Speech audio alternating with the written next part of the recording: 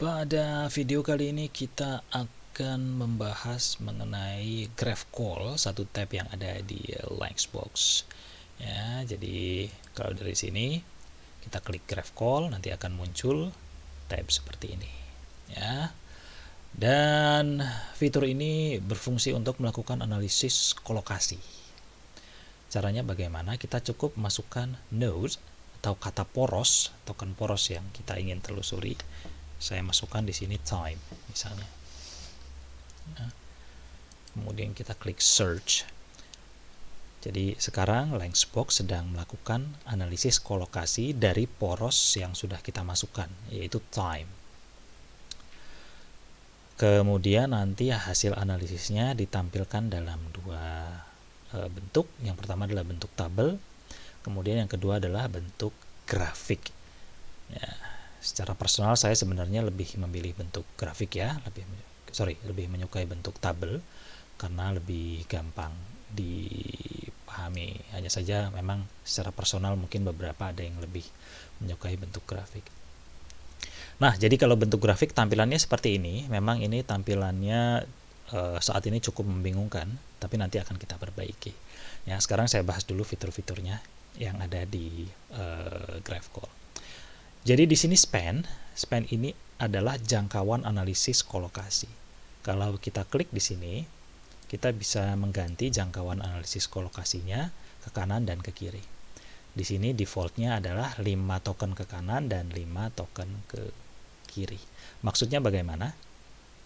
Saya tutup dulu. Jadi seperti ini. Misalnya ini ada concordance. Kemudian nanti token yang dianalisis atau kolokat yang dianalisis adalah 5 token ke kanan. Saya hitung ya, 1, 2, 3, 4, 5.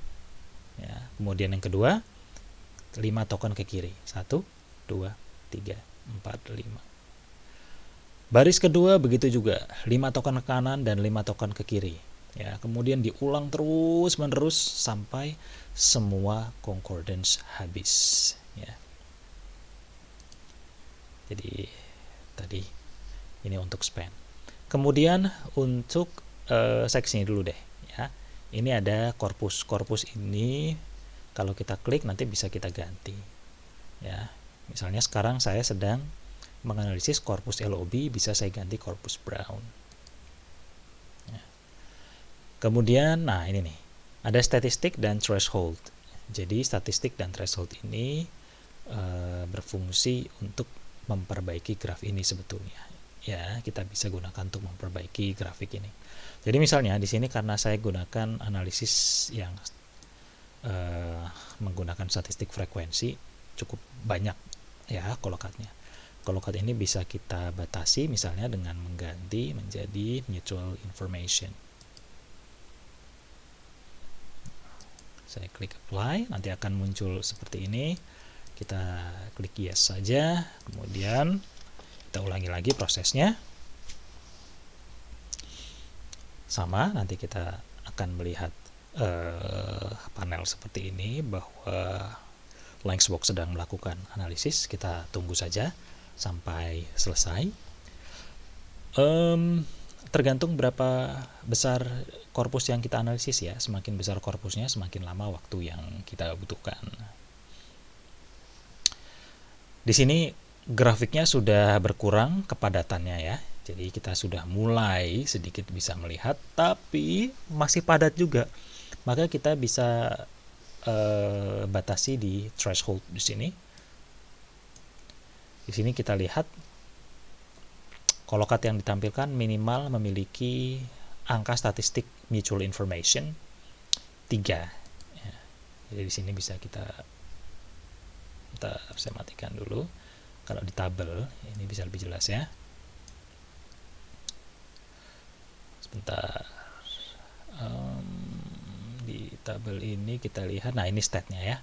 Statnya di sini kita lihat 7, 6, 5, 4 ya, karena tadi minimal statistiknya adalah 3. Nah ini bisa kita ganti ya, statistiknya 3 ya. Kita tinggikan lagi thresholdnya menjadi misalnya 5.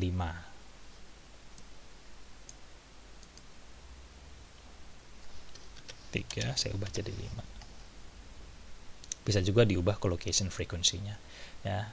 Jadi ini 5 bisa kita ubah menjadi 10 misalnya. Ya, cuma saya biarkan dulu 5, kemudian saya klik apply. Nanti akan muncul lagi notification atau peringatan seperti ini. Hanya untuk mengkonfirmasi saja, klik yes, kemudian kita masukkan lagi kata yang kolokatnya ingin kita cari.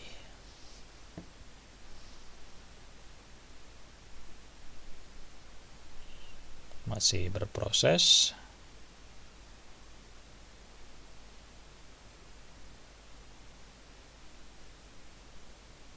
Nah, di sini sudah lebih jelas ya. Jadi ada kolokatnya, ada lost, ada past, ada kill, ada spent, ya, dan lain-lain. Nah, kalau kita tidak klik clear, maka ketika kita memasukkan query yang kedua, maka hasilnya juga akan muncul dalam layar yang sama ya, dan grafik yang pertama ini tidak akan hilang. Jadi dia akan masih akan ada di sana. Misalnya ya, saya akan masukkan money.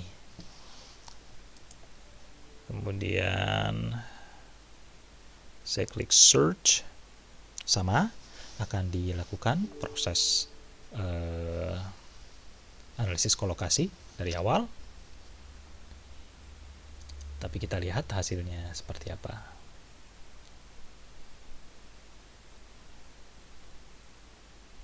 Nah, di sini sudah keluar.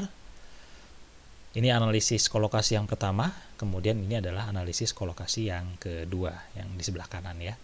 Dan kemudian kolokat yang sama itu bisa kita lihat di sini, dihubungkan dengan garis putus-putus. Kalau yang kolokat yang tidak dihubungkan dengan garis putus-putus, berarti kolokatnya hanya dimiliki oleh satu query tadi. Jadi misalnya lost, ya, lost di sini adalah kolokat time, ya, sedang di sini lost tidak ada, ya, untuk money.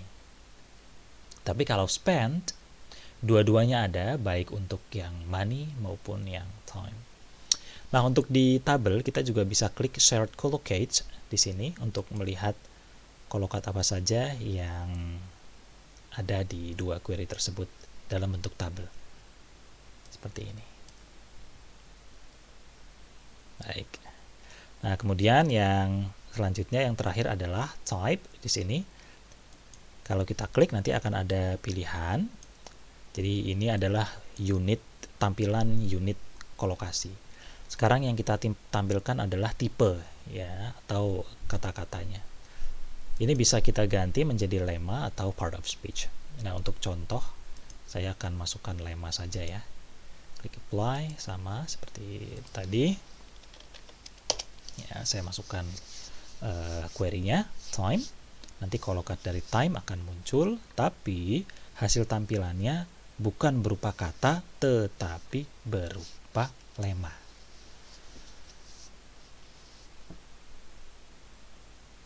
Masih berproses. Baik, kita lihat sekarang. Jadi tadi kita lihat ada spend di sini ya. Sekarang yang ditampilkan hanya spend. Bentuk lemanya kemudian ditambah dengan kelas katanya, yaitu V yang artinya verb. Nah, kalau kita ganti tampilannya menjadi part of speech, maka yang ditampilkan ya hanya labelnya saja. Ya, label itu misalnya yang ada di sini nih. Ya.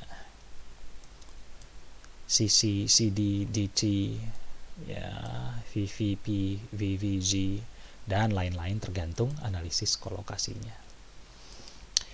Sekian untuk overview mengenai tab GraphQL. Apabila ada pertanyaan, silahkan cantumkan di bawah.